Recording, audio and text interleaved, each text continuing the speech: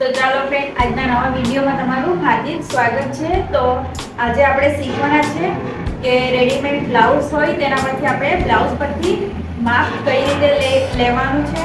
તો ચાલો આજે તમને હું વિડીયોમાં એ શીખવવાની છું કે માપ કઈ રીતે લેવાનું। તો ચાલો આગળ વિડીયોમાં બતાવું કે માપ કઈ રીતે લેવાનું રેડીમેડ બ્લાઉઝ પરથી। તો સૌથી પહેલા આપણે બ્લાઉઝની લંબાઈ લેવાની છે। તો બ્લાઉઝની લંબાઈ કઈ રીતે લેવાની, આવી રીતે શોલ્ડર પર એવી રીતે મેજર ટેપ મૂકવાની અને લંબાઈમાં જ્યાં સુધીની લંબાઈ હોય ત્યાં સુધીની લંબાઈ લઈ લેવાની। અહીંયા મારી 13.5 જેવી બ્લાઉઝની લંબાઈ આવી છે। હવે પછી આપણે શું લેવાનું, તો હવે પછી આપણે શોલ્ડર લેવાનું। શોલ્ડર એવી રીતે લેવાનું, એક ખભા પરથી બીજા ખભા પર મૂકવાનું, જ્યાં આપણે બાયનું જ્યાંથી આપણે જોઈન્ટ કરીએ છીએ ત્યાંથી મૂકવાનું। 10.5 જેટલું મારું બાયનું આ બાય પરથી આ બાય પર મૂકી છે આપણે, અહીંયાથી આપણું આ શોલ્ડર આવશે। આવી રીતે આપણે શોલ્ડરનું લેવાનું। મારું 10.5 જેટલું આવ્યું છે શોલ્ડર। હવે આપણે આગળના ગળાનો માપ લેવાનો છે। આગળના ગળાનો માપ કઈ રીતે લેવાનું, શોલ્ડર પર આપણે અહીંયા ઉપર મૂકીશું, ત્યાંથી એવી રીતે ક્રોસમાં મૂકવાનું છે, એવું સીધું નથી મૂકવાનું। આપણે ગળાનું માપ લેતી વખતે ધ્યાનમાં રાખવું।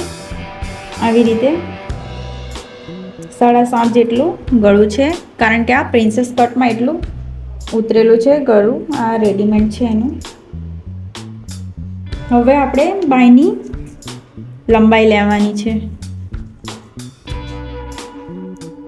એવી રીતે શોલ્ડર પરથી આપણે જ્યાંથી જોઈન્ટ કરીએ છીએ ત્યાંથી એવી રીતે બાયની લંબાઈ લેવાની।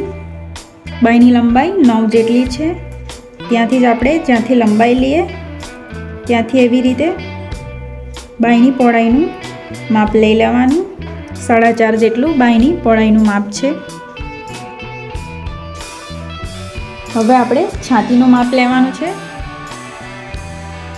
જ્યાંથી આ ગળા પર ગળાનો એન્ડ જ્યાં સુધી હોય ત્યાંથી જ છાતીનું આવી રીતે માપ લેવાનું।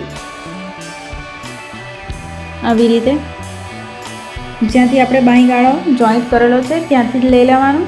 જે માપ આવે એ જ આપણે લેવાનું એક્સ્ટ્રા, કારણ કે આપણે એમાં ઉમેરતા જ હોઈએ છીએ, એટલે આપણે જે માપ હોય એ જ લેવાનું। એવી રીતે જ આપણે કમરનું પણ માપ લઈ લેવાનું। કમરમાં કે છાતીમાં આપણે એક્સ્ટ્રા અહીંયા ઉમેરવાનું નથી, જ્યારે આપણે કટિંગ કરીએ ત્યારે જ ઉમેરવાનું હોય છે। આવી રીતે આપણી કમર, આ છાતી, હવે આ આર્મહોલનું માપ લેવાનું છે। આવી રીતે એવી રીતે ફરાવીને જ માપ લેવાનું હોય છે, સીધું લેવાનું નથી। એવી રીતે ક્રોસમાં એવી રીતે ફરાવીને જ માપ લેવાનું હોય છે આર્મહોલનું। હવે પાછળથી આપણે ગળાનું માપ નથી લેવાનું। આવી રીતે આ જે ગળાનું માપ લેતા હોય છે તે આવી રીતે નથી લેવાનું।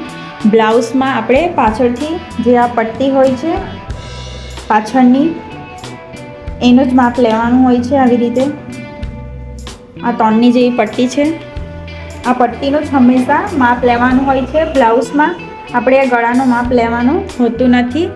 તો આવી રીતે આપણે રેડીમેડ બ્લાઉઝ હોય છે તેના પરથી આપણે આવી રીતે માપો લઈ શકાય છે। તો તમને મારો વિડીયો ગમ્યો હોય તો મારી ચેનલને લાઈક અને સબસ્ક્રાઈબ કરવાનું ભૂલતા નહીં। Thank you. આગળના વિડીયોમાં આપણે કંઈ નવું શીખીશું।